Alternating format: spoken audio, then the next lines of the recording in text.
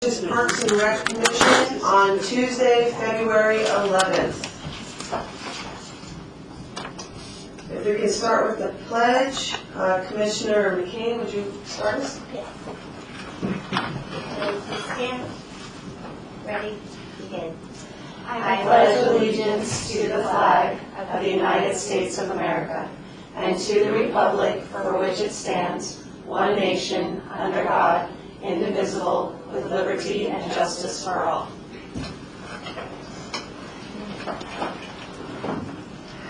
And let's begin roll call. Commissioner Garcia. Present. Commissioner Grace. Present. Commissioner Johnson. Commissioner Khan. Present. Commissioner Queskin, not here yet. Commissioner McCain. Present. And Chairperson Ms. Weinstein is here. If we can start, are there any special presentations? No. All right, moving on to the second item, approval for minutes on December 17th, 2024 for Beaches, Parks, and Rec Commission meeting minutes. I move to approve. I'll second. All those in favor? Aye. Aye. Minutes pass. Moving on to number 3, oral communications.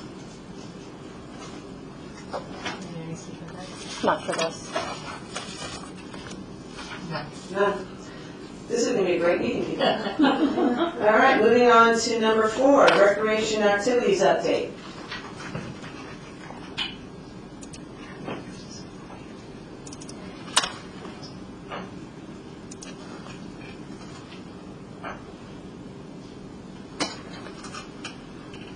It's warming up.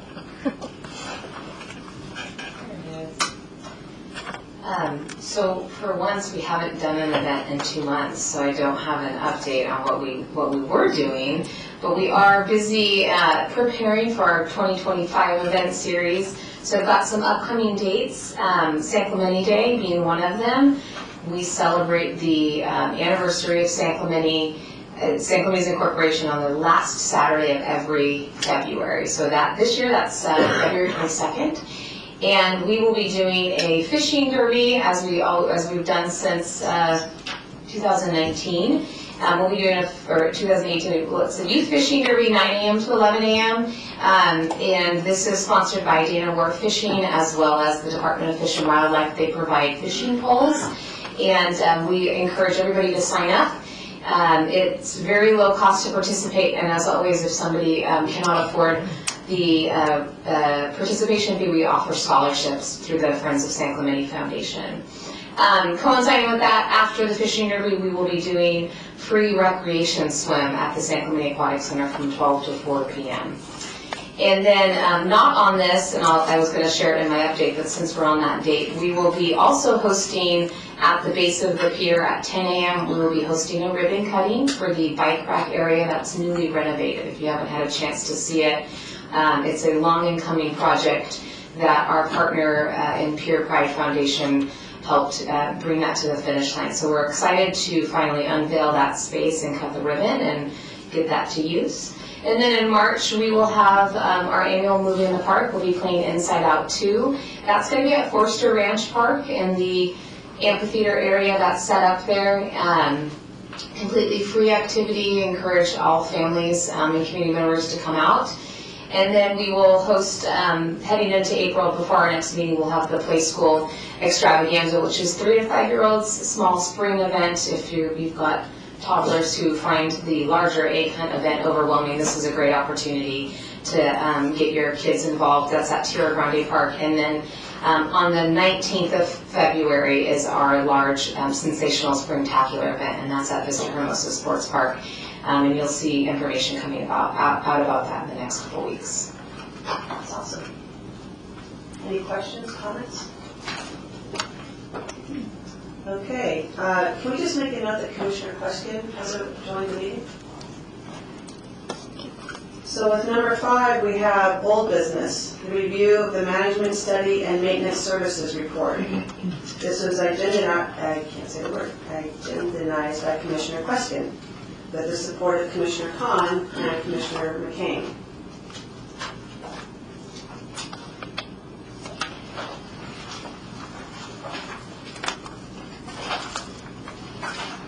That's the single sheet next to our folders.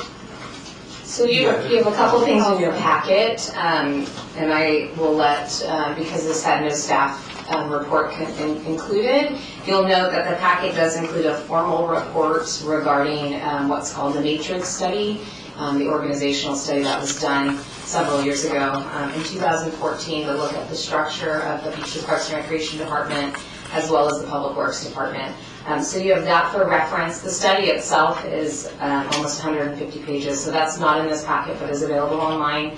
And I understand that Commissioner Pluskin has also prepared some notes and a memo to the Commission. And we also received a resolution that Commissioner Pluskin wanted to have reviewed by the Commission. You should each have a copy at your space, as well as there's copies available in the back for the public. And I will let you take it over. Thank you. Okay, so this is all based on a report that I solicited from our records people. It was prepared April the 28th, 2014. Previously, when I was on the commission a long time ago, I didn't see that the Beaches Parks and Recreation Department was so heavily embedded in the Public Works Department, but subsequently, obviously, as a result of this report, all of the staff, all of the maintenance services were moved from the Beaches Parks and Recreation division and moved to Public Works. I think it's important to acknowledge what the municipal code says regarding our responsibilities and our function, and specifically in the, just to review, on Title II of the Municipal Codes, Chapters 2.28, the function of the Beaches, Parks, and Recreation Department Commission is essentially duties are to act in an advisory capacity to the City Council in all matters pertaining to beaches, parks, beaches, and recreation and parkways, and provide feedback on projects to be considered during the annual budget for parks, beaches, recreation, parkways, etc., and the preparation of the annual budget, and make recommendations with respect thereto to the City Council and to the City Manager. So, as a result of that, in this report that you have, you had previously, and you can obviously look it up now, there are a number of reports that were mandated for Public Works to provide as part of the transfer of that responsibility. So what I did is I went to our ACE document coordinator, Mr. Jason Chase, and requested that we get provided the appropriate reports that come from that are recommended by the Matrix report of 2014. I'm going to briefly go through them. I don't want to belabor it, but there were essentially a minimum of 11 reports that were to be provided as part of the transfer of the Parks and Recreation responsibility to Public Works. They were Parks Performance Standards Report, Emergency Catastrophic Facilitation Report, Quality Standards, Landscape Specification Reports, Asset Inventory Report, Long-Term Asset Preservation Plan for Parks and Recreation Areas, Annual Assessment Reports, Monthly Performance Reports, which use the recently adopted data management software called Lucity, 2025 Annual Work Program Plan, Lucidity Reports 2024 Parks and Beach Maintenance, and then condition assessments of parks, beaches, trails, and parkways. And finally, performance standards for each activity and maintenance as it relates to the beaches and park. So I requested those from Mr. Chase. None of those reports specifically were available since the adoption of the Matrix report 11 years ago. There was a couple of reports that were provided that were not within that list, and they do not have a lot of relevance to the function of the commission. I can give you a list of that, so we're going to go into it. It was like things like there was a contract for field maintenance that was included. There was another contract for trail maintenance. There was a list of public works efforts, none of which included any park work. It included potholes, sewers, curb and gutter. So I would postulate that none of those reports were provided to us subject to that report. And in fact, that this transfer 11 years ago of the maintenance of the parks, parkways, beaches, was essentially transferred to Public Works, and then this commission was never properly informed accordingly, per that report. So, essentially, the only other issue, I mean, I have a resolution relative to what I think the solution is, but I'm also calling attention to the fact that if you look at the org chart for the city of San Clemente, specifically, you will notice that Public Works is listed under the city manager, and under Public Works is engineering, maintenance services, and capital improvement projects.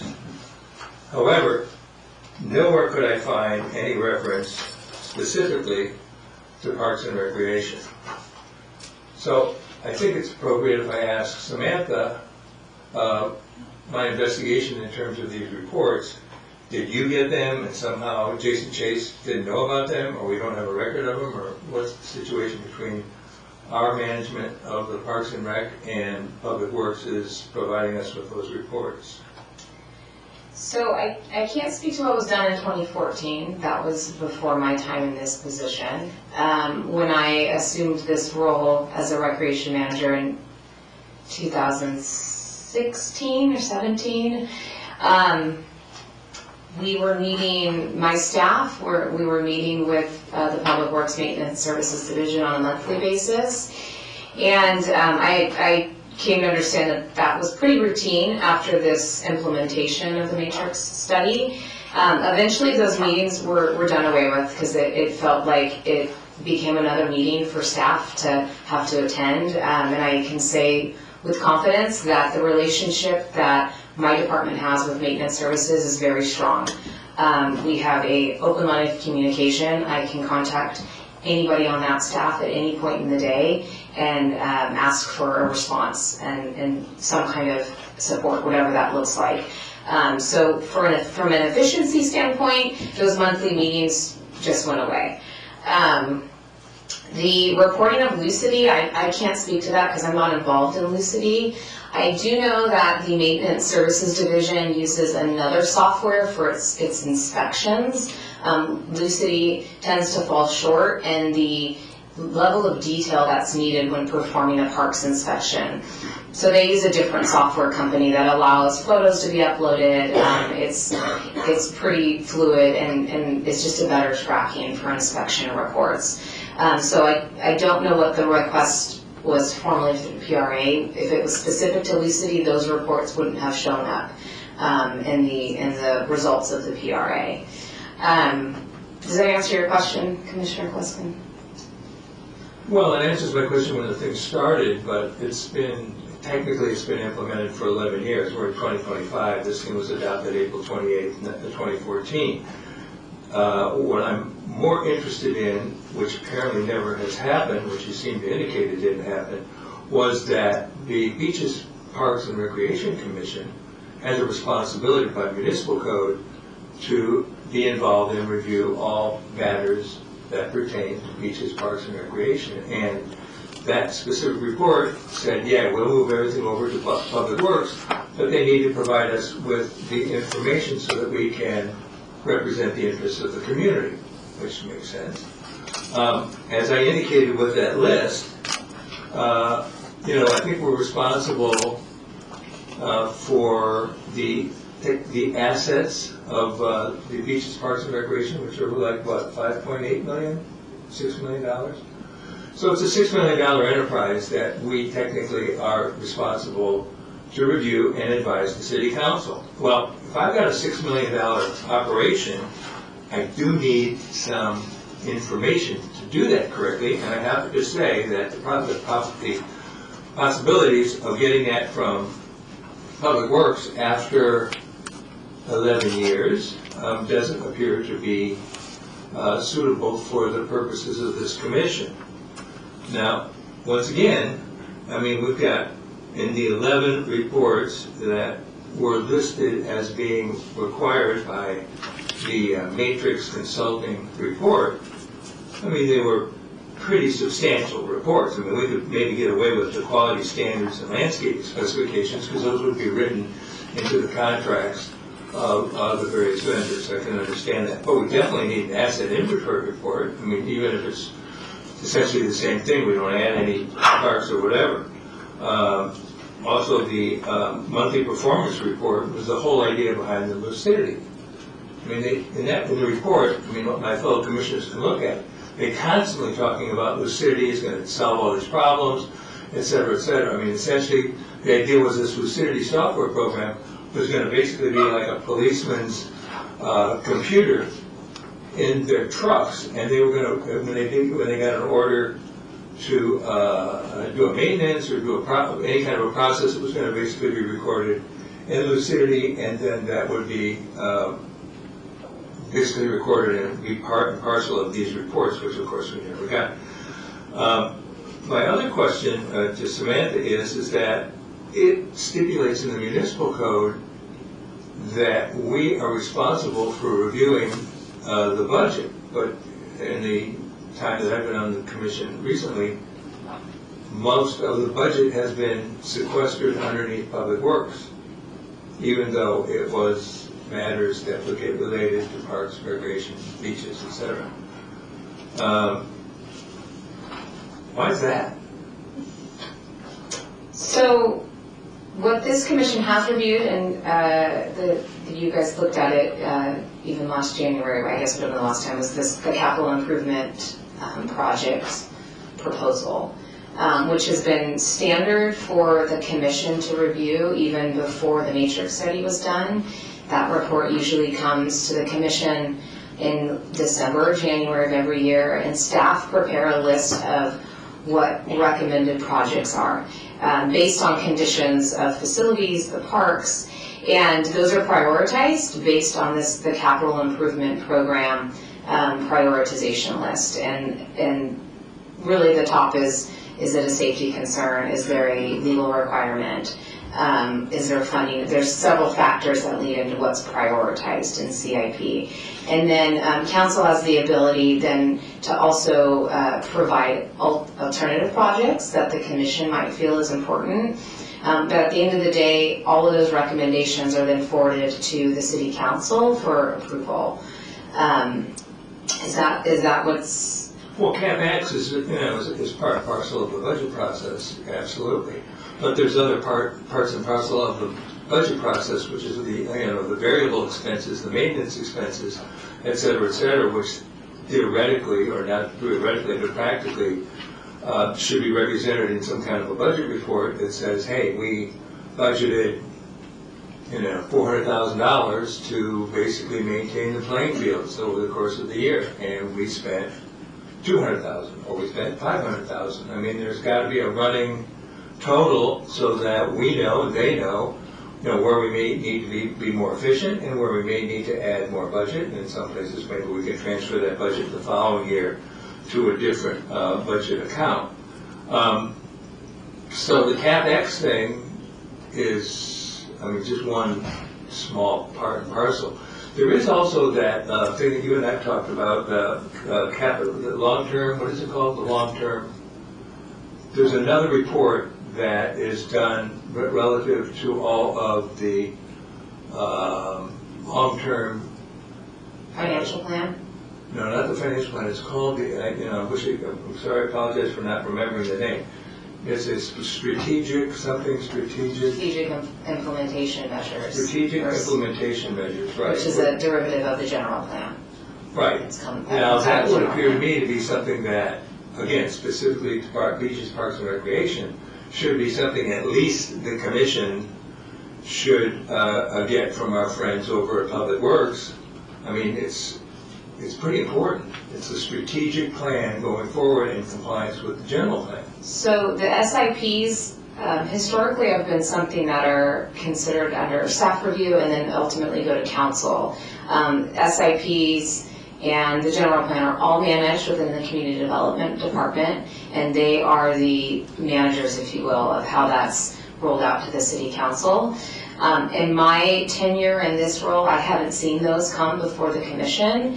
The Beaches, Parks, and Recreation Department has its own measures that it's accountable for, and Public Works is separate from that. So there's several different buckets.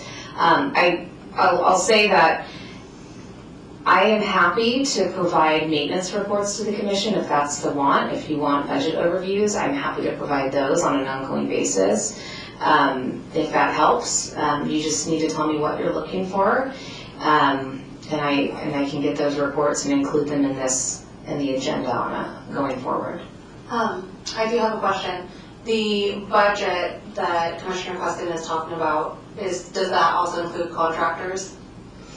Typically, no. Again, just historically, this commission doesn't get that detailed into the budget. City council doesn't really necessarily get that detailed into the budget. They see very high level contractual services, professional services. They'll see large decision packages, but council is also approving all those contracts, so they're fully aware of the dollar value and all of that.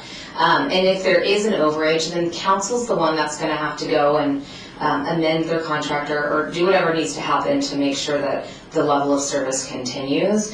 Again, in my experience, that hasn't come to this commission, and the things that I've gone through, I don't see that, but I'm happy to provide it if that's what the commission is looking for.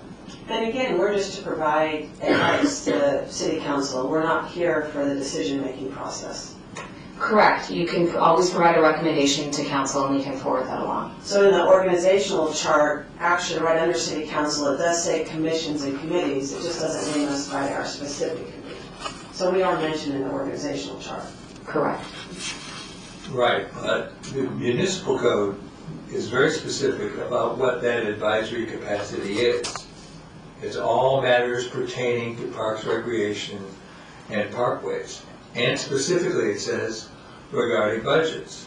I mean, wherever that information comes from, we're a public commission, right? So we have the public comes to these meetings, and when we can agendize these budget conversations, and the public can comment about them during a public testimony period, and that's it. And we're not going to make the decision, but we are responsible to review it and be knowledgeable and ask the questions regarding the application of the money or whatever. I mean, it's $5.8 million. So it's our responsibility. What I'm trying to say in this proposal or this discussion is the fact that the municipal code very specifically in Chapter 2 specifies what our responsibilities are. There's no question about it. And with the transfer of the responsibility to Public Works, which may have been for some reason for efficiency, this commission now exists without any of that information is not provided to us. Now, Samantha can go to the engineering department, and request that information, and whether or not they provide it, I mean, I guess it's their discretion, because essentially they're the alpha wolf of this whole operation, correct? I mean, when you ask to do something, have them make a repair, don't you have to go to the engineering department and say, I need to have this done? Yes, I go to the maintenance. Yeah, she has to go to the maintenance services, and she has to ask to make sure it's done. Now, probably if it's an emergency, she basically can say, listen, I'm going to ask you guys, but this is rather a significant thing when I end up taking care of it myself, but technically isn't the way it's supposed to be done. She's supposed to ask engineering and ask Public Works if it's okay, and then they're supposed to, they say it's okay, and then they're supposed to authorize the work, correct? Isn't that how it's set up? Right, okay, so that's how it's set up. All I'm saying is that after 11 years of this system, based on the Matrix Consulting Group report, we in 11 years, we've got no written reports for the consideration and review of this commission. B, we have no idea how money is being applied to the various accounts that we're essentially responsible for. So when we do our work plans and so forth and so on, we're essentially, for all practical purposes, flying blind on a $5.8 million operation. And my recommendation, which I'll get to now, is that essentially we advise the city council to return this responsibility back to community services, which is, by the way, no impact to the budget. All it would mean is that the community services department would now be responsible for the management and of the maintenance services relative to the parks, beaches, and parkways, which seems to me to make more sense. Because if you do look, once again, and just in conclusion, if you do look at the Public Works Department, their top priority is not parks. Their top priority is potholes, curbs and gutters, storm drains, and sewers. I would like to summarize to make sure I'm understanding the need. It sounds like a decision was made 11 years ago with the interest of efficiency and cost savings. And we have the absence of the data to show the efficacy of that. And I'm wondering if we were able to get, let's say, a quarterly report to let us know the status of our park maintenance from Public Works, and to let us know here's the status of the maintenance requests, here's the status of whatever data they have in Lucidity that they can offer us. But I feel like I need more information to make an educated decision about whether or not the desires that were, the rationale for 2014, did that actually come to fruition? There was a decision made for a reason, and I want to see the evidence that it is either working or not working, and right now we don't have that evidence. Well, I have the evidence. Well, my question is, do you want to officially propose your resolution? Yeah. And we go for a vote? Sure, why not? Is that how we should proceed? Yes, so I just want to say my piece, because I am going to abstain from voting on this because my husband's company was part of this merger, went from working under director, were you? Yeah. Sharon Hager. Okay, yeah, under Parks and Rec to the Public Works. So I do have a big picture and also small picture idea. So, Commissioner McCain, like to your point, with the financials and everything, I know that changing it to Public Works, the contractors had to abide by unionized rules, which means that they had to start paying prevailing wages and things that they weren't doing before, which changed the pricing of the bids and the contracts and whatnot.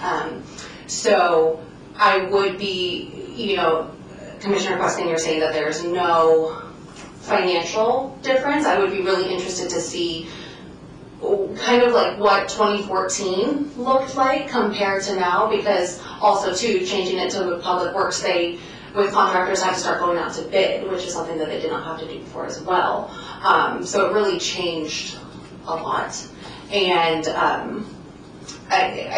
you're saying you have that evidence. Do you have the financials and everything that we're asking? Okay. So I don't know, because I don't have any of the information. Okay. So I think the correct idea is to propose a resolution now. Yes, 100%. So, sorry, rules. Yes. So I have a resolution, actually, because this is a little bit of a complicated issue, I actually drew up a resolution to sort of keep us focused and kind of make it easy and make it more time efficient and so forth and so on. So the resolution is as follows, and I will make it as a motion and solicit a second. The resolution basically stipulates that this is to advise the City Council of the City of San Clemente to return all maintenance services, capital acquisition, planning, budgeting to the direct management of the Community Services Department and submit all reports directly to the purview of the Beaches, Parks, Recreation, and Parkway Commission.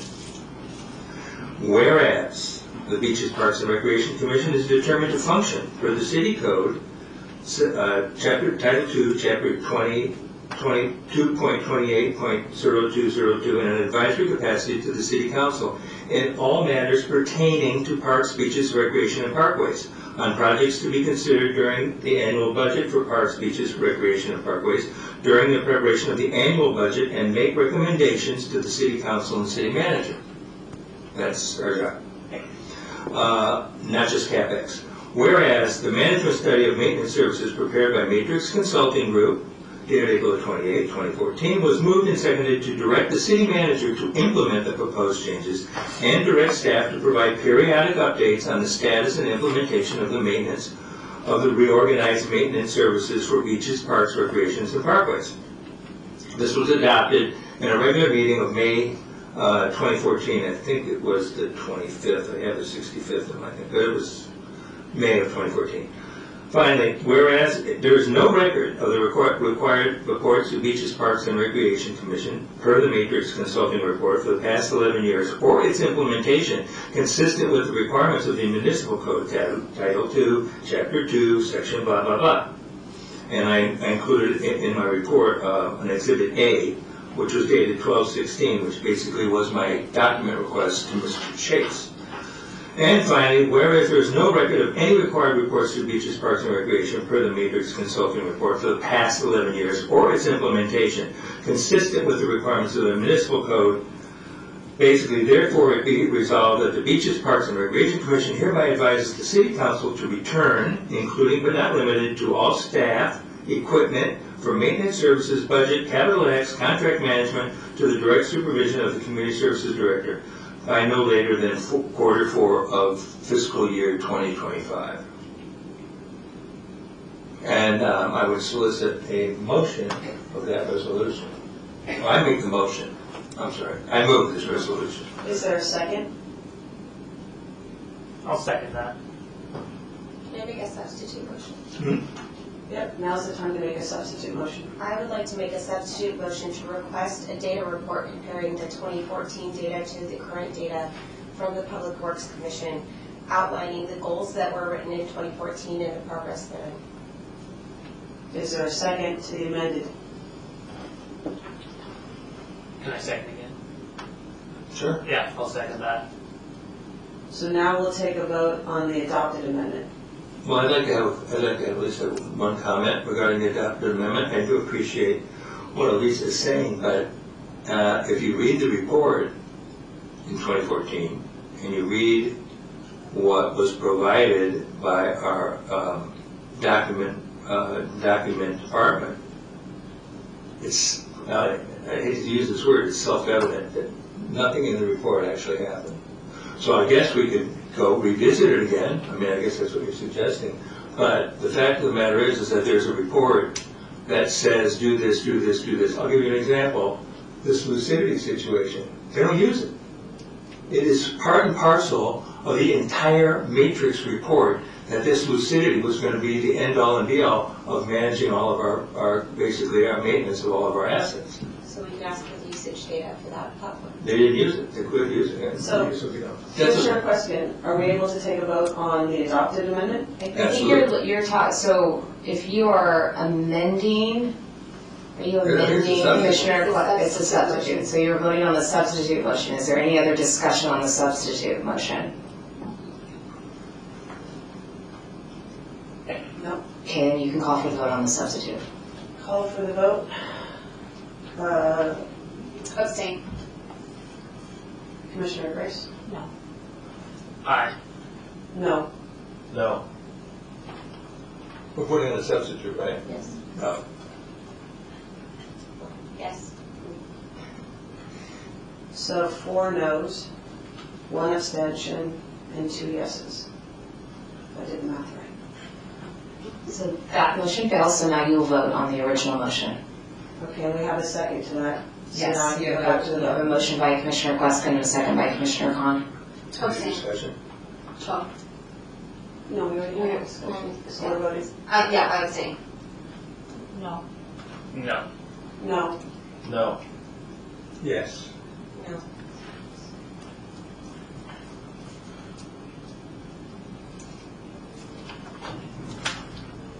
It fails. So that motion fails.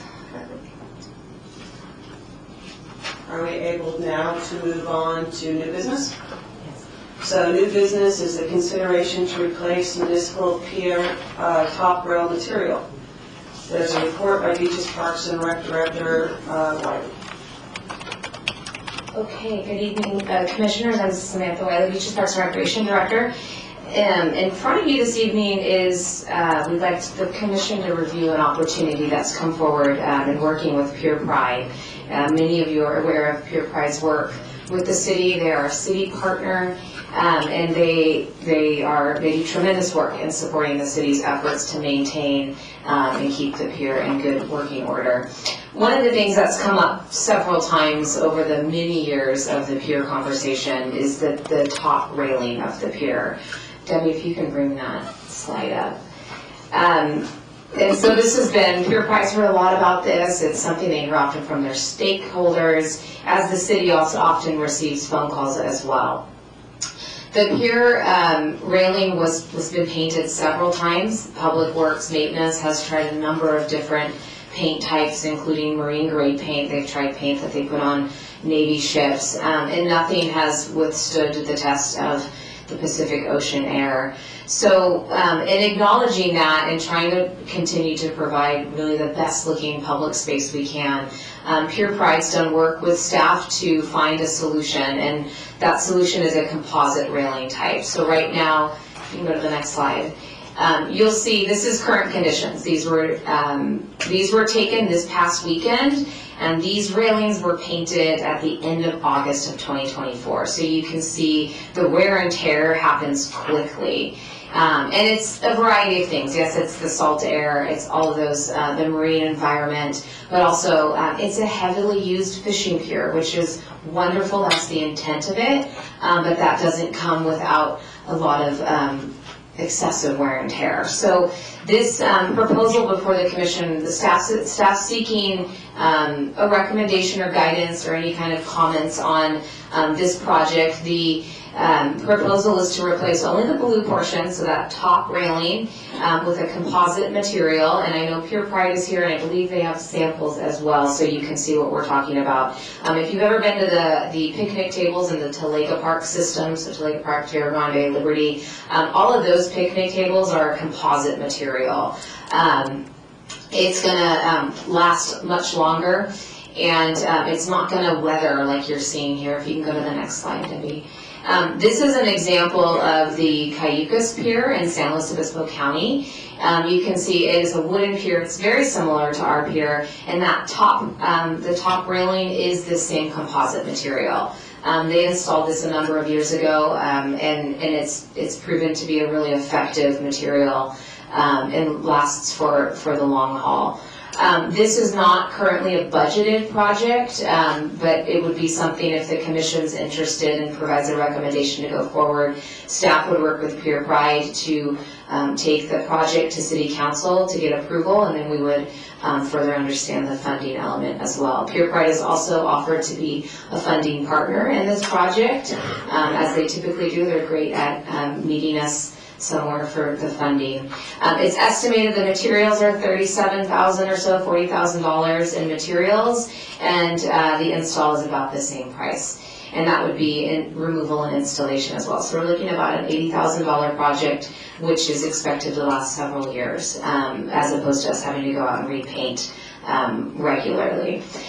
So I'm happy to take any questions if there are any. From a replacement standpoint, we of course anticipate our local anglers carving into the railing, because that's what they do. They like to hold their poles. And if we see excessive wear and tear, these are smaller planks, so it'll be easier to go in and take out a portion of the railing and put a new piece in over time if we're seeing damage along the edge or any of those things. So again, I'm happy to take questions. I do know that Pure Pride Foundation is here as well, and you'll see that Pure Pride's been great at getting letters of support from both the fishermen's as well as the bait and tackle shop at the end of the pier also. And we are currently working with the Historical Society to discuss the project with them as well.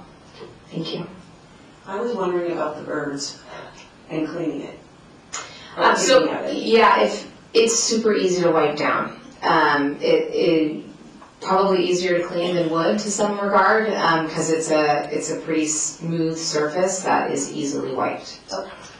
Will the bottom portions still continue to be painted, or will we just let that go to a natural? That'll be painted. We'll continue, but that actually doesn't have quite the wear and tear that top railing piece does. So that would continue to be wood, and it would continue to be the same color.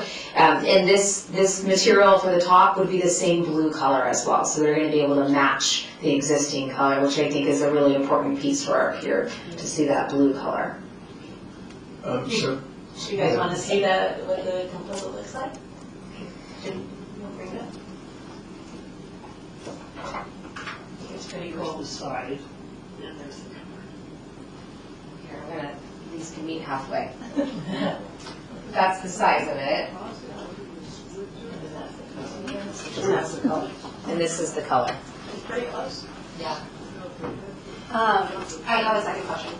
Is there anywhere in a project in the next, I don't know, however long the big plan goes to replace the pier altogether? Because I'm just thinking if we put this on top and then suddenly want to get rid of the wooden railings, we'll have to remove it again. No, I mean, I can't say for certain because it's something But not it's my not call, like but we're- I believe it would be highly inadvisable to replace the whole pier. Okay. Or just like the railing. One of the most iconic portions of the pier is that it is wooden, Right. and that's an important piece. The structure itself isn't necessarily historic anymore because it's been broken so many times. So we lost that value, but we do want to maintain as much of those elements, and the wood planks are important. We will continue to do pier maintenance, so you'll see the nails are constantly popping up. There's a whole maintenance side of that, and any kind of pilings that need to be replaced, that will continue forward. Okay, thank you. Samantha, just for a matter of comparison, so what do we spend on painting the top rail exclusively as opposed to painting or replacing this one? I guess, what's the shelf life of this? 2 years, 3 years? Do we know? Of the composite material, it's well over 5 years at least. So it's 5-year shelf life? Yeah, and it's probably more than that. The painting, as you can see, that they did in August didn't last that long. That was done in-house by staff, and it lasted just until about probably the end of December, and it's been weathered ever since. They try to repaint the pier every, I want to say, probably 3 to 5 years. That's done a little inconsistently. The biggest hurdle being the paint just doesn't hold up, so we're constantly repainting. I'm very delighted that we have such a wonderful organization like Pier Pride. I think San Clemente, we're very lucky that we have a great organization like Pier Pride, and I think this is a wonderful project, so I'm ready to support it. Is that a motion? Yeah. So I'll make motion to accept staff recommendation, the commission review, and provide feedback regarding the option to replace the municipal pier's existing wooden top rail with a composite material. I second the motion. So Just to clarify, you are in support of the change? Yes. Okay. And I second it. All those in favor? Aye. Unanimous.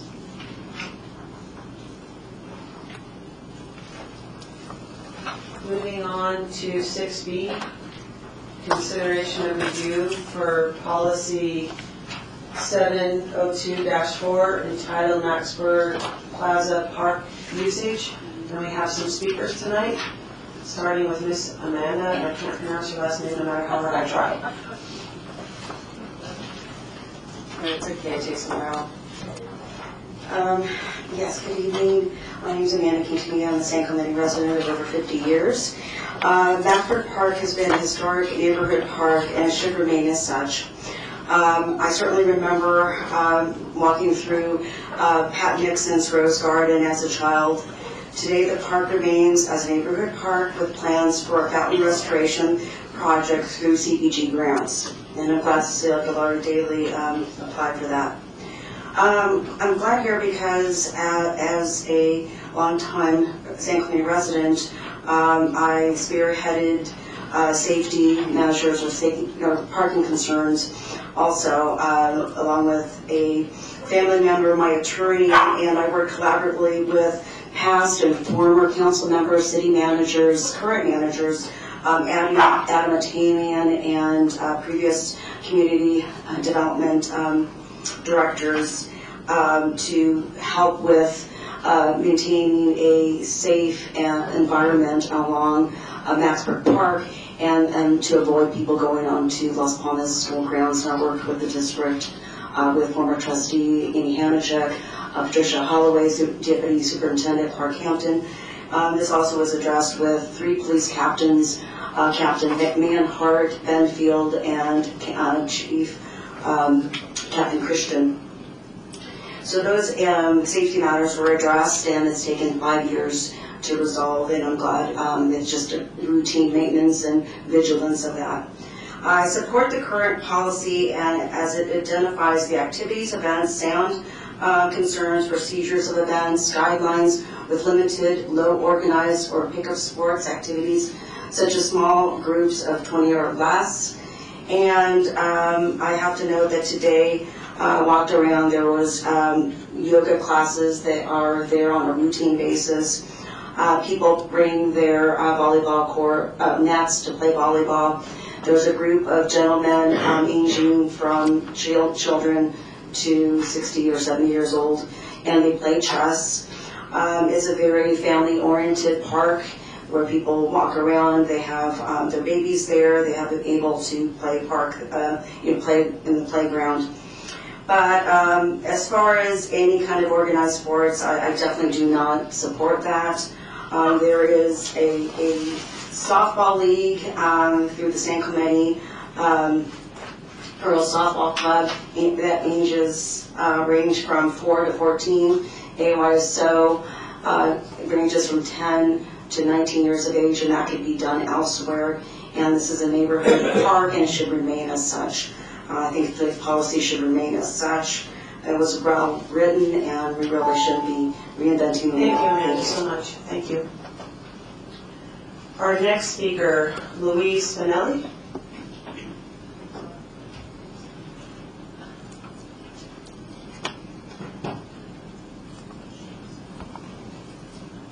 Hi. Pretty impressive research. And anyway, I live at Maxburg Park. I live right across the street from the park, dead center.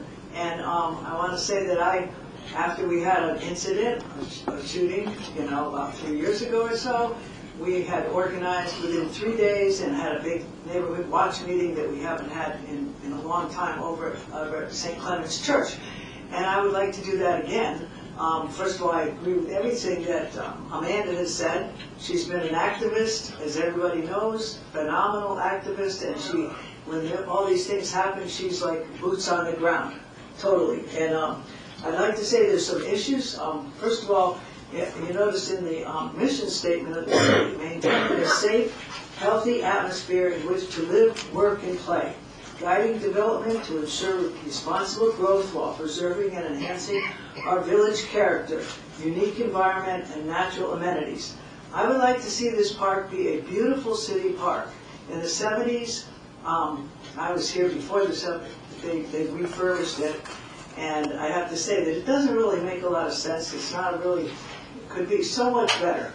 It could have, and I think my other neighbor, Jim, is gonna, because he lives on the park too, it could have a statue, it could have meandering pathways, it could be, that whole middle thing is strange. It's not in keeping with our city architectural look at all, and I think that could be better. I think that there's now, I'd like to see less of big sport things that are happening, and also that's an issue with, there's an issue with noise. I'd like to know how to measure decibels, because you can't just call the park ranger and the police every 2 minutes, because there is a real issue with noise sometimes. I'd like to see the plaques refurbished, and the Historical Society's already been involved with a garden there. They've been involved with there's plaques there that should be refurbished. And I think it could just be a lovely, just not like the other parks necessarily, just a lovely little city park that represents the history of this town. We've got the church right there. And also, on the side, the doggy bags that the city put there after Kristen and Amanda spearheaded that. We've been wanting doggy bag. They're in the middle of the park. I don't know who placed them. They belong in the perimeter on the outside around the walk. We also need nice benches. If we had meandering walkways, older people could go there. The sidewalk around the park should have benches there. I was suggesting taking the bench right here, the old city park, and putting them on the outside of that. So when people walk, they have a place to sit down. Especially where there's a nice little sunset. So thank you very much. Thank you. And I hope we do it. I'm all for it. I want to be on the committee. Thank you so much. All right, the next speaker is Cher Gonzalez. I actually don't want to speak. I may Okay. ask questions after. The next speaker is Angela Watts.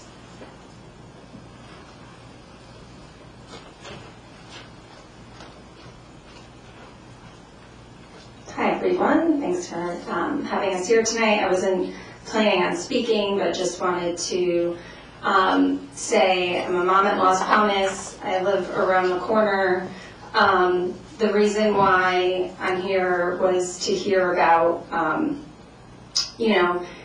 or to be able to explain why I'm for this, and just that you guys can do the research on it for what the neighborhoods would like. And as you heard, it's really overlooked at Maxburg Park. And the reason I think that we don't have as many activities and things at the park is because of 25 years ago, someone may have complained, and it has its now own special code. As a mom at the school and as other parents who signed a petition to get this looked at, is the more activities there and more beautiful this park is, new design on the playground, and however it looks, we want to keep the beautiful fountains, but it can be looked at. And it would be great if you could speak to all the neighbors and see what everyone there wants. We've had a lot of issues with gangs, shootings, so it's just a park that we can do more at, and we're just asking you to look at it, see what we can do to make it better. Thank you. Thank you very much. Are there any other speakers on this topic? Yes. Yes. I thought so.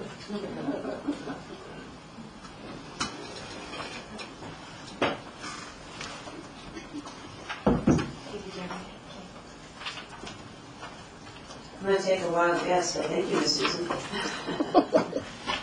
Thank you very much. It's good to see smiling faces up there making great decisions with information that you get from all of the people in the community, as well as your own neighbors.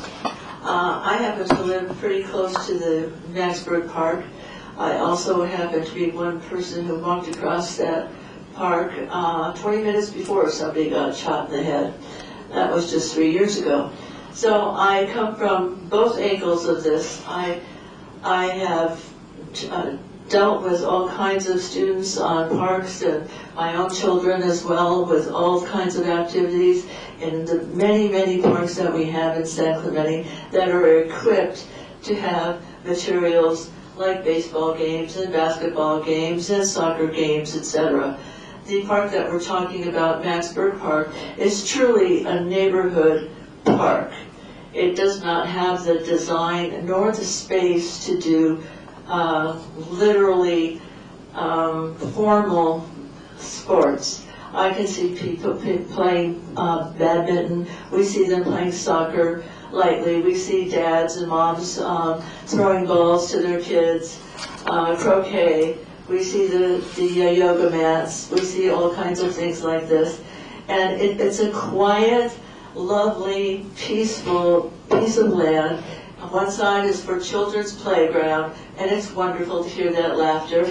And the other side is for people to contemplate. They are playing chess, they are talking, they're sitting at the tables, having some laughter, playing checkers as well. All kinds of things go on for just the relaxation, the place that you can just take a little walk and enjoy the day. So it's the safety that has happened because of the two captains that ironed out, taking a lot of the things off of that park and the land, made our park much more safe.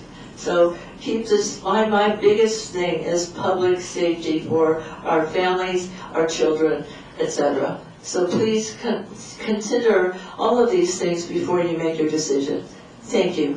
Thank you, Susan. I'm ready to speak now. Can I speak now? I don't know. Yes. Yes, You have my little yellow thing. I do. I just had to know the procedure, that's all. I'm sorry, I'm very informal, so. My question is, I think I came here not understanding the actual issue. So what is it about Maxburg Park? Is it that you want to put it under the umbrella of Parks and Recs, like the other ones, it's separate? And I'm kind of wondering, why are we here about Maxburg Park? Nobody has said anything about it. Can somebody? We don't answer questions. We're gonna discuss We that. only listen. Okay, so I'm telling you, I don't know why I'm here about Maxburg Park. That's what I'm going to say. Thank you. I have a question then. So Samantha, what does this, in relation to what the speaker said, is this park part of the master plan? Does this park have a specific plan? I mean, what's the document that this neighborhood could review and comment on relative to any improvements in the park? So if I can give background, the intention for this evening's item is for the commission to look at the specific policy related to Maxburg Park usage. Maxburg Park is the only park in our park system that has its own policy. It's included in your staff report. It's 702-4. And you'll read through that and note that there's certainly areas, some of the areas are out of date, but also it does address what kind of categories parks are. It's a good policy. It might need to be fine-tuned and updated, and that's what staff are looking at. But to that same note, the question to be posed to the commission is a policy like this important for all of our parks? Is this too finite for Maxburg? Why should we look at, if you look at your attachment, your policy, page 2, you'll see that there's a number of neighborhood parks listed, and Maxburg is classified as a neighborhood park. So I would pose the question to the commission of why is Maxburg treated differently than a park like Linda Lane Park? Should we look at activities across all of those neighborhood parks? And those are just hypothetical questions to kind of get the conversation going. And it could be at the end of your discussion you say, we think this policy is specifically needed for Maxburg Park and leave it as is. Okay, not a problem. Or do you want to look at a broader scope and say, let's look at certain uses by park category? That's another option that you could look at. So right now we're looking for feedback. The council requested the commission look at this. I know that one of our speakers spoke to having more activities there. That's certainly doable. It would never be the department's intention, though, to run leagues, to run a softball league or a soccer league or anything like that. That would never be the intention. It's a neighborhood park. We wouldn't do that there. It doesn't have sports fields added. That would be the differentiating factor. Again, if you go back to that list, you'll see Liberty Park. It's interesting to say that that's the same as Maxburg Park. I think they're dramatically different. Liberty has baseball fields added as a soccer field. We're not going to program that park the same we would as Maxburg. But what we can do at Maxburg is things like tiny tot t-ball, where is a 3-year-old running around going to be a disturbance? No, I think that's what the community is looking for. They're looking for people in their parks to drive a safer environment. They want the ability for a young family to walk out into the park, to join a little a soccer game for toddlers. These are good spaces for that. We do that at a park like San Luis Rey has that. That's a neighborhood park. So certainly recreation can expand its offerings at Maxburg, whether that be through yoga classes as were referenced or a Tai Chi class. We were starting to see an interest in art in the parks, so could we hold a watercoloring class out there? Certainly that's a possibility. And in staff's perspective, those are really low impact classes, but they do provide activity in the space. And as it's been referenced, there's a want to really make this space feel safer. And on the community services side of that is our belief that as soon as you start bringing people to your public spaces, those negative activities tend to disappear. Not always, but that would be the goal, is that people they're finding positive uses of those spaces. Did City Council put a time constriction on when we need to make this recommendation? Not specifically. There was a want for the commission to look at it as soon as possible, but obviously there's a lot of other things that the council has working on. You could look at potentially the commission could say, I want to do a subcommittee, an ad hoc subcommittee, and maybe that subcommittee can go out and do some meetings in the park. That was mentioned by one of the speakers, to gather all the neighbors in their space. That is their backyard, so to speak, and get better feedback that way. And again, it could be that come the next commission meeting, there's no changes recommended. That might be the case. So that was my thought. I don't know how the rest of the commissioners feel, but maybe a subcommittee. Real quickly before that, when was the last time, because I know someone mentioned like fountains and whatnot, when was the last time this park specifically, like we're reviewing Torsia Ranch and Toledo right now, when was the last time this one was done? So the playground was redone in, don't quote me, because it might be off a year or two, plus or minus 2013. Okay. That was, I want to say it was about 2013. And then the fountains are actually part of our current CIP program. Okay. As mentioned, we're looking to refurbish the historic fountains into working fountains. They were converted to planters at one point, but we've gone through a really long process with a historical preservation company, and they've really gotten to the bottom of the intent of the fountains. And this commission may or may not be aware, I'm sure members of the public are. Originally there was a large pond in the middle, and we actually found out that those fountains fed the pond, which is kind of interesting. You'll notice that some of the design speaks to that. We wouldn't be bringing back a pond per se, but certainly working fountains I think help with the atmosphere.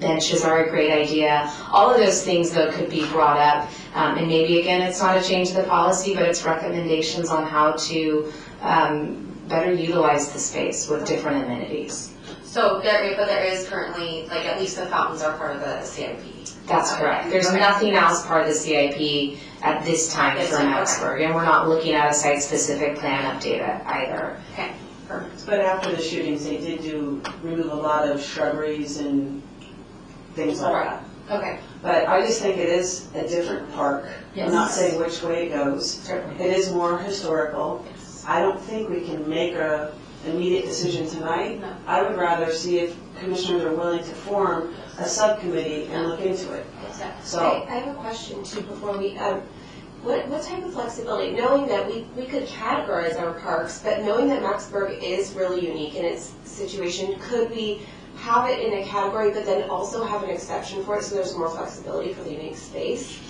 Absolutely. I mean, we can look at designing a policy however we want. It could be its own section within a policy that maybe we do need to look at. Each different park has its own types of uses. I don't know. Just to reflect if the needs of the community are really unique, we would want to make sure that their voice is heard in the policy.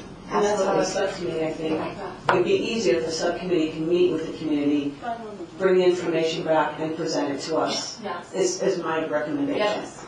You want to make a move then? I would make a motion that, Can I speak? Oh, thank you. So, safety is my number one priority, but, and I understand how having more events there can make it more safe.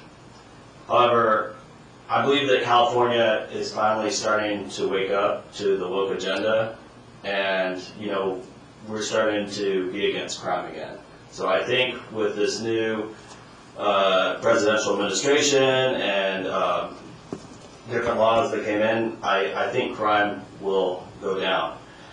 And, you know, I actually walk through Maxburg Park every week on my way to the synagogue and coming back, and it's a beautiful community park. It kind of reminds me of Little Mexico. I call it Little Mexico because there are a lot of Caucasian families there, but there's many Hispanics and Mexican Americans there, and I just absolutely love it. And I would hate for us to gentrify this park so much to where they don't feel welcome there. With that being said, I noticed that the Hispanics, they haven't been there that much recently, so I hope they come back. And another thing, a former city council candidate, she posted on Facebook, I believe, saying that she wanted to change things and add things, and it was extremely unpopular. Like the comments, like the whole community was highly against it. And you know, park benches I think could potentially be good for seniors. However, there is a lot of people in the community who want to put park benches so the homeless could sleep on them. You know, portable showers for the homeless, and I just wouldn't want that to happen with this park. So I really think that we should keep this the same. I agree with what some of the people said. And the ideas with art classes or toddler t-ball, like that sounds good. Maybe we could say, hey, if someone wants to do that, they could bring it to the commission or the city council, and we could approve that on a case-by-case basis. But I really think we should keep it the same. And if we do a subcommittee on this, it could just open a big can of worms and you know, really change that park. And, you know, I don't really want to see that happen. Okay, can I make a motion? I'd like to make a motion that Beaches, Parks, and Rec form a subcommittee and reach out to the community that's in Maxburg Park and report back to us. I'll second that. And it's been seconded, we can take a vote. Could I speak, please? No, you have to fill out a yellow card, I'm sorry. Well, I've got something important to say to you. I'm sorry, you're not allowed. I'm sorry, it's rules, I'm sorry. I am very sorry. You need to fill out one of the yellow cards to Can I do speak. that then? They're in the back of the room. There you go, right here. And there's a pen. Thank you.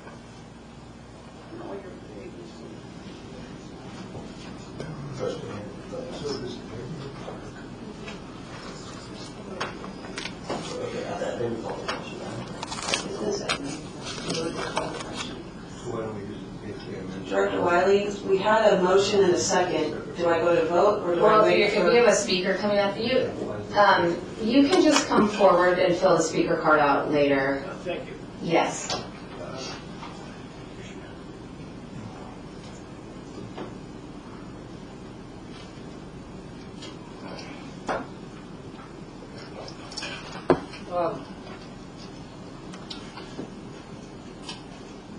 I love these meetings of coming in. It's like we're in a church and see our community speak to each other. It's really nice.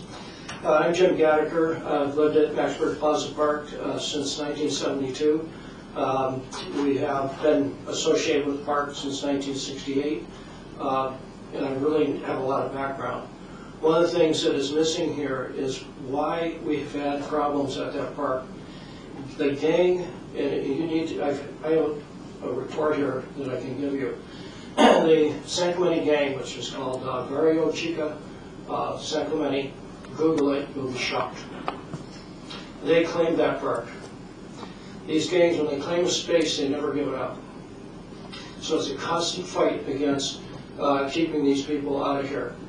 It's a very, like we have had we've had the shooting and just recently had a ambush knifing take place right next to our house. The guy got stabbed 6 times. They tried to kill him. That's really anxious to live around people like that. So some of the things that are there that attract them mainly is the amphitheater.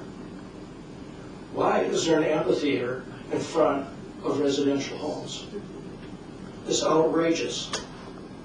When you give out a sound permit, we are part of that whole thing. Can't do anything. You can't think hardly. It's just to give you an example, my granddaughter came, she was pregnant with her first child. She wanted to be with her grandpa to have a calm day before she had her baby. They issued a sound permit and blasted us out of the house, and she was too uncomfortable to go to a restaurant or something and get away with it, get away from it. And it was just a bad day instead of a good day. A couple of days later, she gave birth. Now she's not my little girl granddaughter, she's a mother. It changes. And we lost that time together. And there are other significant things, grieving, where we've been pushed out of our head, had to go to another park to grieve because of the way that park is abused. And to go and how we are just basically not recognized as being residents in our homes that we have invested in the city.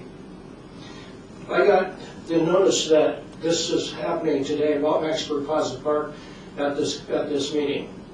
I got this notice today. Why am I getting a notice today for something that's happening tonight? That shows a disregard for us as residents of the city of San Clemente. So you've got some real work to do here. One of the things is that... Thank you very much. Okay, I have it written up. I wrote this up 20 years ago, and I'll give it to you. Thank you. You're quite welcome. Nice and good. Thank you.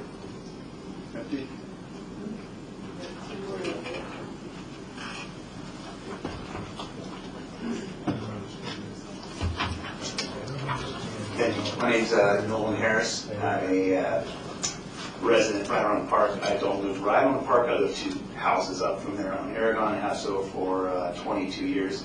Raised 2 boys in the park.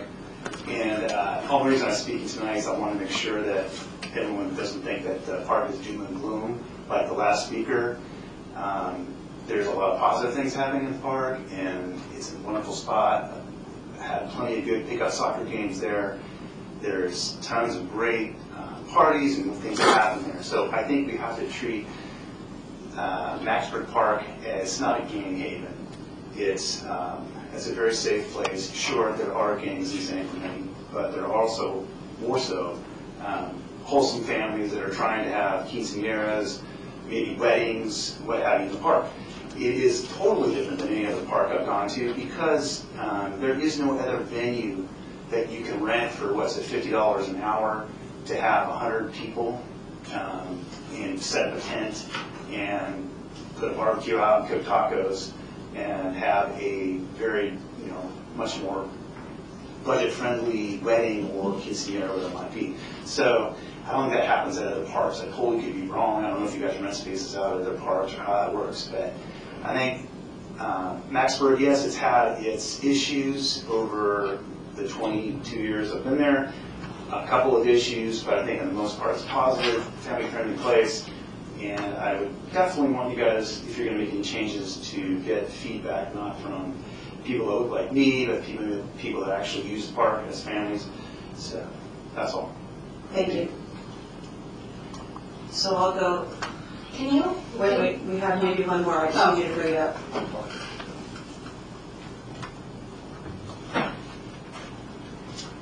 Hi, my name's Frank Downer. I actually want to apologize because this is my first meeting, and I should have been coming to these for a long time, but I do live directly on Maxburg Park.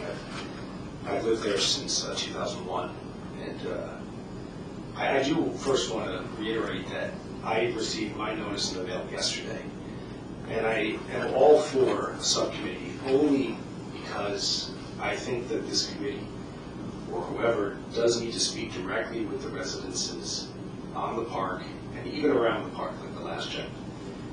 But I do think that I don't feel that as a resident right on the park,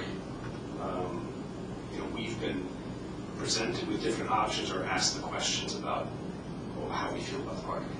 I do think I remember when I first bought my house and moved there, the park has changed a lot, and I do want to say, again, I should have been coming to these a lot earlier, but it's amazing what the city has done with that park. The playground, I remember there used to not be a walkway around the park, so I do want to say there are great things that this city has done with that park. I also want to say there's a lot more, I think, room for improvement, especially,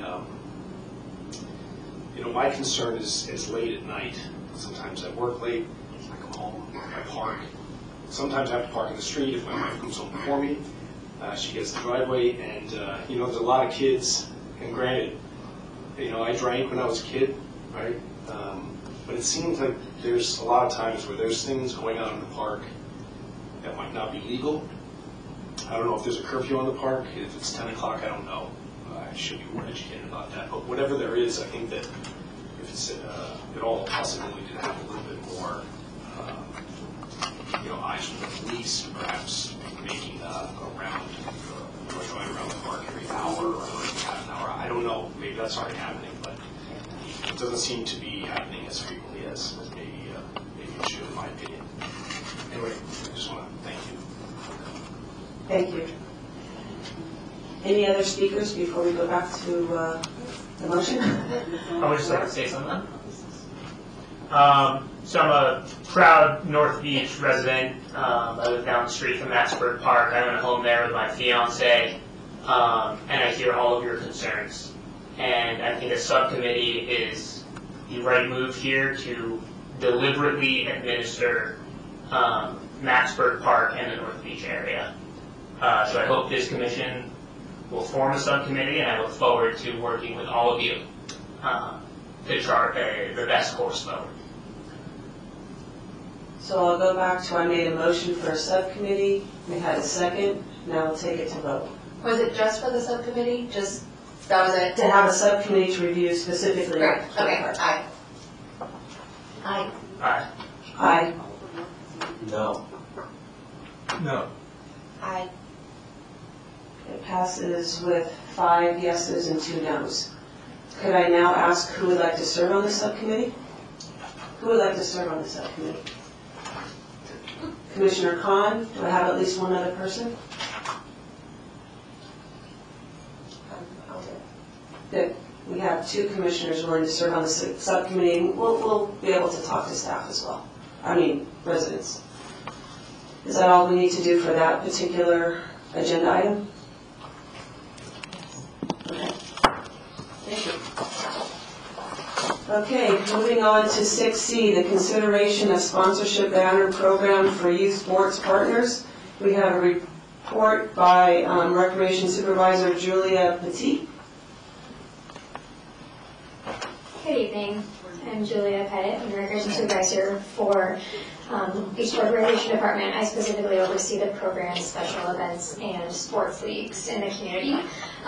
This is a proposed pilot program that would basically allow our Tier 1 youth sports partners to display banners from sponsorships that they acquire in the ball fields that they reserve. Currently, they're not allowed to display any banners at the parks. This would allow them to display banners for the duration of their primary season. So, for example, St. Clomanny Little League, St. Clomanny Girls Softball, their primary season is from February to May. So this would allow them to display their sponsors' banners at the ball fields. A consideration that is in this pilot program as well is to have guidelines for those banners. So the number of banners that they'd like to display, the size of the banners, and the colors are all specified so that we don't have any over commercialization of these spaces or conflicting messaging or inappropriate content on these banners. So this process would allow them to submit an application and then go through an approval process in order to get those banners displayed before they would be allowed to put them up. So with that being said, do you have any questions? I do, only because I'm involved in sports. Yeah. So the banner, say it's a restaurant, they pay the youth organization to advertise with that banner. Right, so they would purchase a sponsorship opportunity through the youth organization, and then that sponsorship opportunity might allow for the display of the banner at the park. So the city receives no financial subsidy from it whatsoever? Yes, exactly. We're just going to give the formatting or vocabulary or color or Right. And this is just in light of the youth sports organizations needing some more fundraising opportunities to keep their costs low. So they've come to us and asked to be able to do this. And so we're hoping to create some guidelines that allow them to do it without sacrificing the aesthetics of the I'm very supportive. I have soccer tournaments and the community, it's a plus for everybody. There's an advertisement, there's pride, so I definitely support it. Yeah, if they're nonprofits, it gives them more opportunity to fundraise. My question with the application, and this is so nitpicky, but it says draw a diagram of the proposed banner. Would this be a fillable PDF and then they can just like attach? Yes. Okay, absolutely. I'm an executive director for a nonprofit. I'm like, I wouldn't draw a banner. Yes, no, I know that some people are a little bit more old school and they prefer that, but we can absolutely, that'd be perfect. So when you said that it would be like, for example, February through May for one of the seasons, then it would also go on to another season for another sport, so these potentially could be year-round banners. Right, good question. So right now, we'd like to have this pilot program specifically for the ball fields, and those seasons are in the spring from February to May. If the pilot program is successful, and we'd like to open it up to the multi-purpose fields, which would be AYSO and Elite, our current youth sports partners for the multi-purpose fields, then I think that's another conversation. But for right now, we'd like to maybe pilot this with just the users of the ball fields and see how it goes first. What is your criteria for success that you're measuring for the pilot?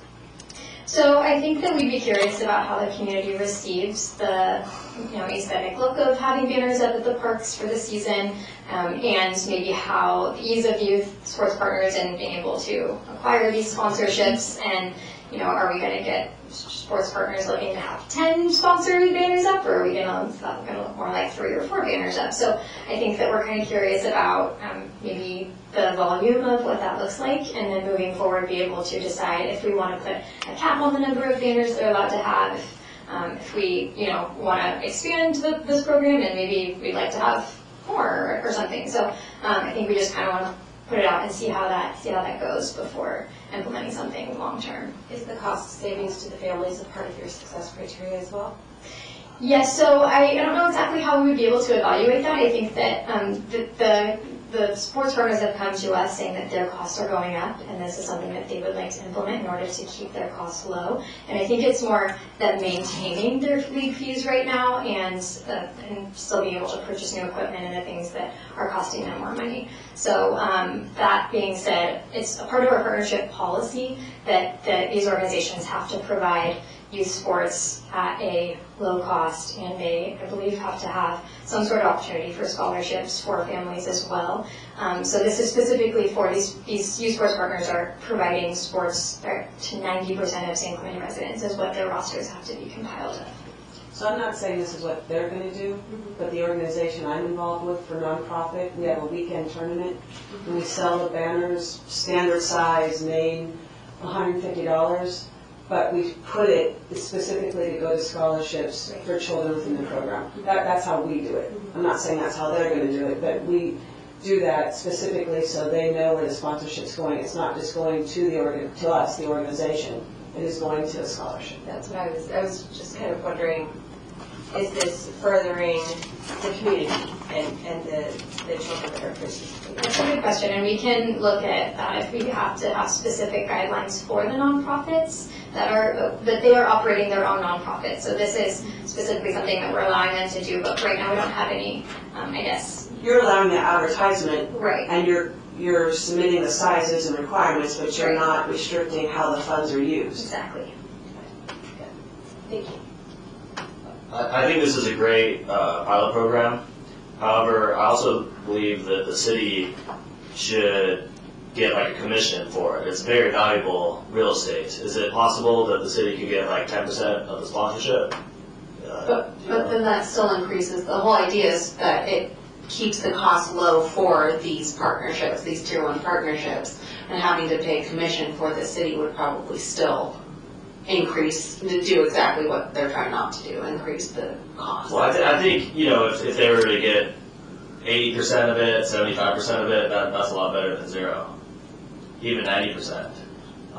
So that's just my thought. I mean, would that be possible, or is that normal? Or no? I mean, that could be part of your discussions, and if you wanted to make that amendment to the proposed policy to require that, council's gonna have to look at this if that's the case.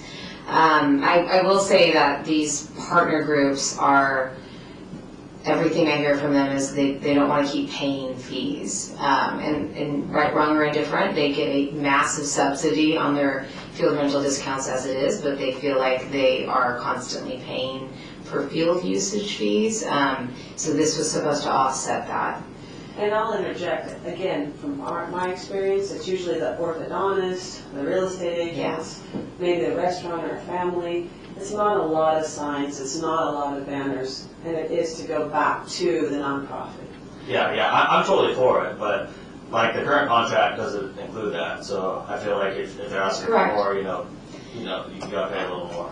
Yeah, that would be up to the just a little commission. bit, Yeah, if you guys want, if you'd like to propose that there be a requirement for the city to receive a percentage of their sales, that you could make that recommendation and we would take that to council.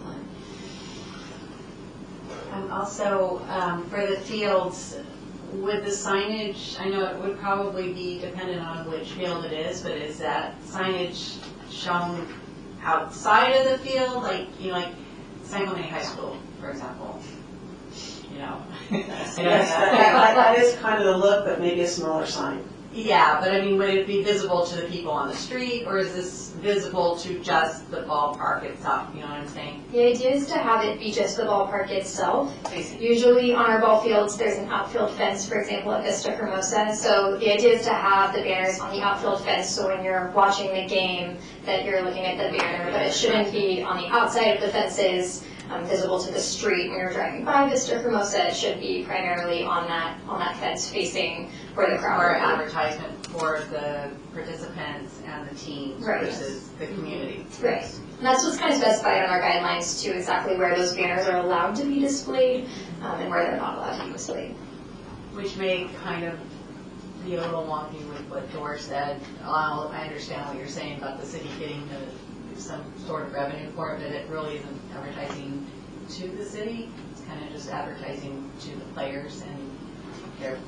Well, again, in a pilot program, maybe there's only 3 banners or 5. Yeah. If we escalate where there's 50, then I'm just putting a number out there, then maybe we consider it for a pilot program. If we allow a pilot program, we'll get an idea. Right. I agree. Does anybody want to make a motion? I will. What am I motioning? I motion that we approve a 1-year pilot program as staff has recommended, allowing approved youth sport partners to display their partnership banners on the select fields during their designated season. I'll second the motion. We'll call for a vote. Aye. Aye. Aye. Aye. Aye. Unanimous.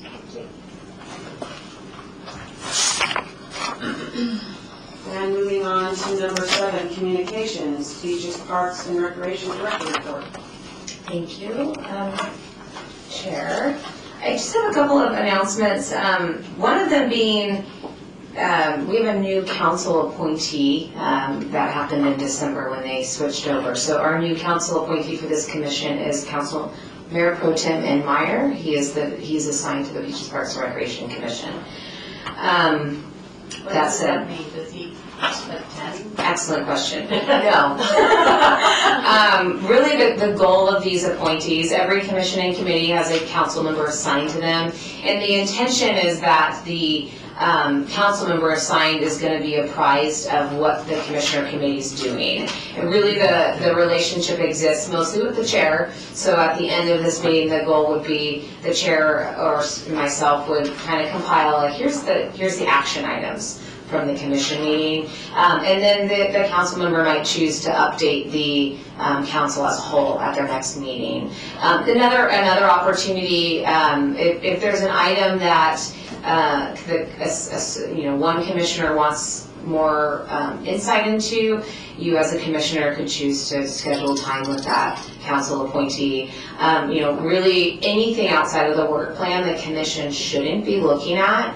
So you would want something outside of the work plan to come from council, and your council appointee could potentially request from the council to send an item to the commission to look at. That's really the goal of it.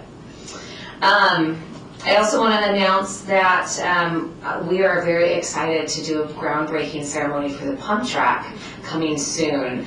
We had originally intended to do it this Thursday, but we are getting rain.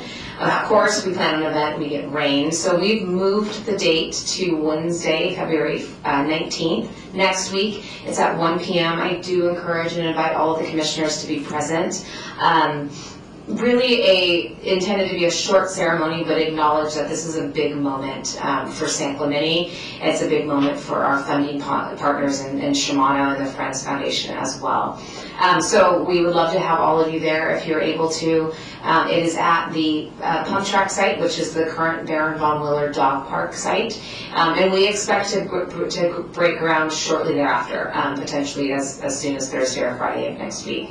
And then the American Ramp Company, who is our builder and designer of the pump track, will be mobilizing on site somewhere around March 3rd. So you'll see a lot of work happen really quickly. We're hoping for a fast project as they're heading off to their next project as well. So coming soon in the spring, we'll have another ribbon cutting for that and kind of a big event rolling out that facility. I also want to provide an update on fields. I know that staff tend to get a lot of feedback at this point in time. I don't know if commissioners are as well. We hear very vocal from our Little League group, our girls softball group, kind of our big partners who use our baseball fields, in particular softball fields, as they're gearing up for their primary seasons, as we've talked about. And field maintenance has been a conversation that we talk about all the time. And we talked about it even this evening at the previous item. You know, there's always room for improvement in our fields, and I sit in a lot of meetings with the city manager and those presidents of those organizations, and we hear their frustration. I see it too. So we are testing next week. We're going to be working with just specifically at Vista Hermosa, fields 3 and 4, where we're seeing some issues with the lips around the fields and some concerns with the way the grass is growing in and meeting the dirt infield as well, and then the warning tracks. We're going to be working with our golf course staff.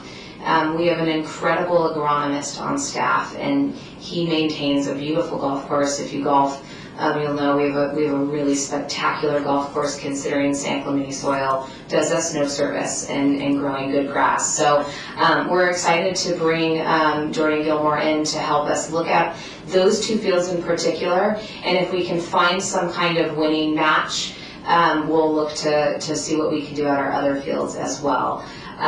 So that is really just kind of all coming together within the last 48 hours.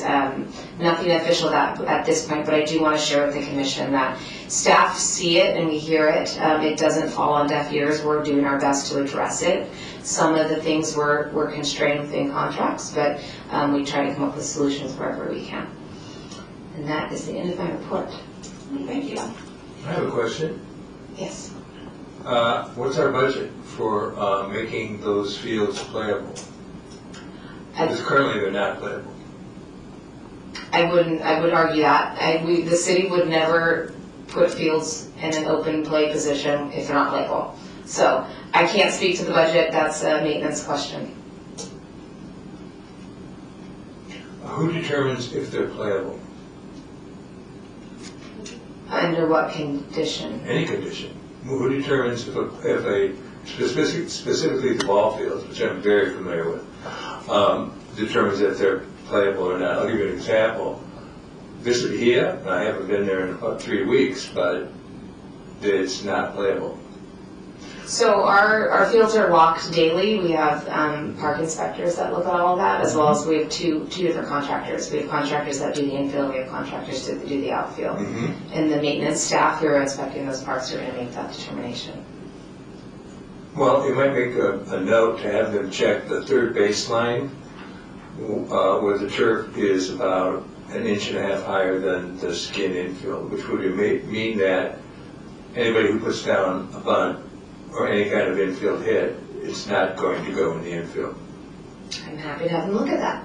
Terrific, thank you. Okay, moving on to item 8A, subcommittees. What do we have from our Aqua Partnership Policy Subcommittee?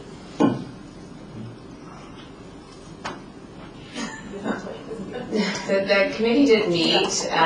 We are working off of the field policy and revising that. I would anticipate the subcommittee will have a draft policy for April. Excellent. What about our Special Events Subcommittee? No, Awesome. What about our funding and sponsorship? Yes. So Commissioner Teddy Khan and I were making steady progress in planning a very exciting competitive sporting event fundraiser for the city of San Clemente that includes youth, the community leaders, and stakeholders.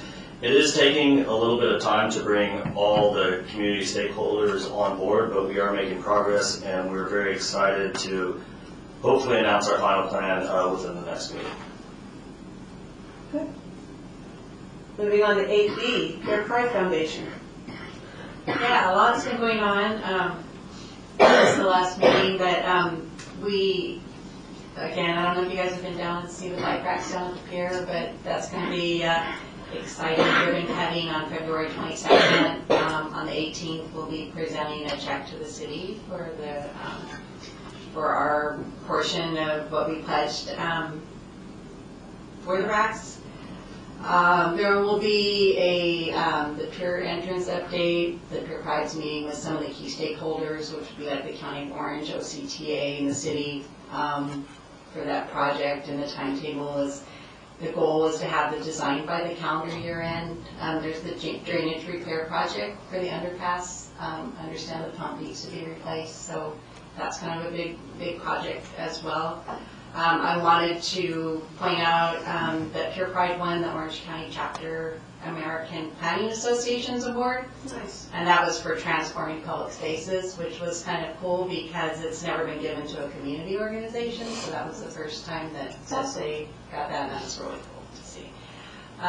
Some of the 2024 expenses, just so you guys kind of have an idea, there was like $800 pledged to the plaque restoration on the pier. $20,000 for the bike racks, and $20,000 for the engineering of the pier entrance, engineering drawings.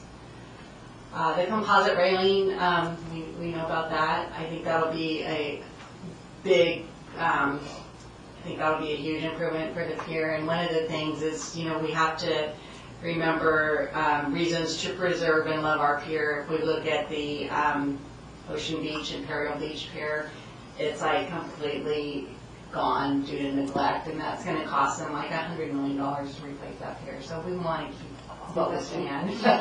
I mean, because it's such a treasure for San Clemente. So we have an annual strategic planning meeting next month, and also the issue of the 2025 Christmas tree came up, and some involved in that a bit, but we're looking at possibly some different variations of a Christmas tree. So we're kind of looking into what that would be moving forward. And also, one of the things we're going to be doing in the planning meeting is we need to come up with some new fundraising ideas. So if anybody has some ideas, we were at Lily Hansen, our VIP,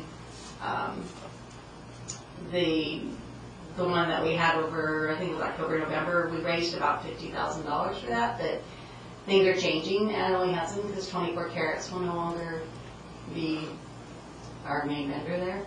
So we're going to need some new fundraising ideas. If anybody has some, please send them my way. So we'll be bringing them up in the March meeting.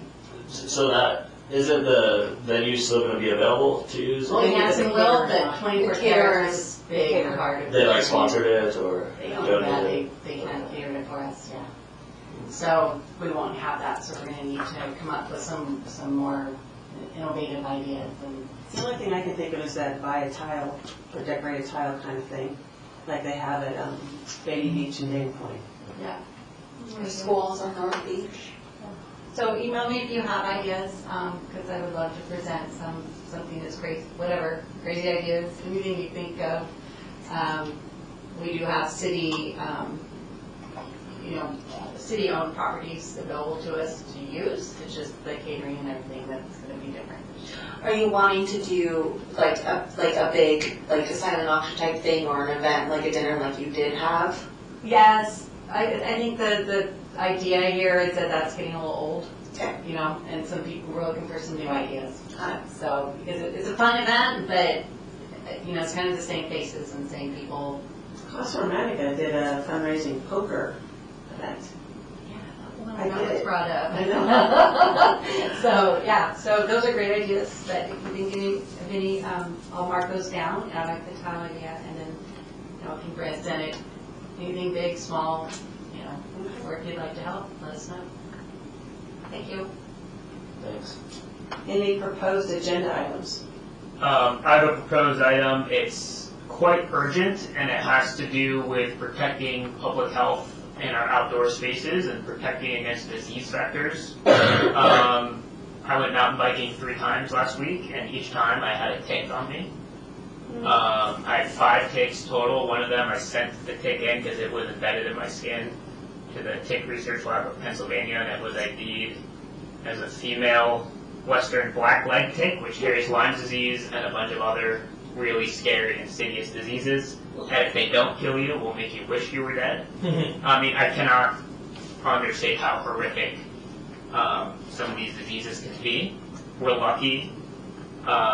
These diseases aren't very common here, but they do exist. I knew to check for ticks because I grew up on the East Coast, and it's just way of life there. But I was talking to a bunch of my fellow riders, and many of them had no idea that ticks were on our trails in San Clemente, let alone that Lyme disease does exist here. So I would like to discuss ways to educate the public. There's some low-hanging fruit. Like on our website, we have our trail document PDF, little blurb there about, check yourself for ticks, watch out for bobcats, all that kind of stuff. So we already have some warnings on our trails about rattlesnakes and mountain lions, but nothing about ticks. So this is something I'd like to discuss. Find a TikTok. So maybe, yeah. I could resist. Well, as a dog owner, I know that there's ticks, so you can talk to dog owners, we know, and then spread the news that way. I would like to All it takes is see minutes. public signage on our trails, or at least on our website. So is that something we propose to our agenda for our April meeting? I think we should make it an urgent matter. It's a matter of public health. Well, low cost is to put something, or no cost, I don't know how the website works, but to just put a blurb on the website, because anything on the placards, you're gonna have to reprint it and check the budget, et cetera, et cetera, et cetera. So update the website. But you can update the trails. website Or for the city trails, site. yep, Even the city site. yep. Is that something we recommend? I can bring that to our public informations coordinator. I will say most of that information, we're gonna look to the Orange County Vector Control, because in our understanding, there really are guiding light on things like that. If the commission wants to discuss it further, you can choose to agendize it for April. So if you could make that recommendation, and then we'll put it on the agenda in April to see what happened. Certainly. Okay? Is that? See what happened and what specifically we can do locally to educate our outdoorsmen and riders. Well, not just put it on the website, but put it on the city Instagram and Facebook page. Sure. And then, you can take it upon yourself to whatever, if you're in groups or whatever, just share it that way. Do it almost kind of naturally and organically instead of having to, I'm just thinking money-wise. Right, if Director Wiley gets it out there. And if you, depending on whatever information the vector, who's the city's vector? I don't know, there's a council representative to Vector Control. Okay, yeah, if they can. But if you want this on the agenda, we do need to get at least 3 for it to be on the agenda. Okay, so motion to agendize this item. For April or for right now? It's for April. Okay. Because Director Wiley's going to talk to them, and we're going to put it on our agenda. So you for motion April. to agendize it for April or next meeting? Right. I just need 2 other supporters to get it on the Aye. Aye. Okay. Great, thank you. Is there any other proposed agenda items before we adjourn? Well, I had a quick question. or maybe something for discussion. As some of you may be aware, there's been some pangas, like legal immigrants, coming and I would just hate for them to run over like a kid on the beach.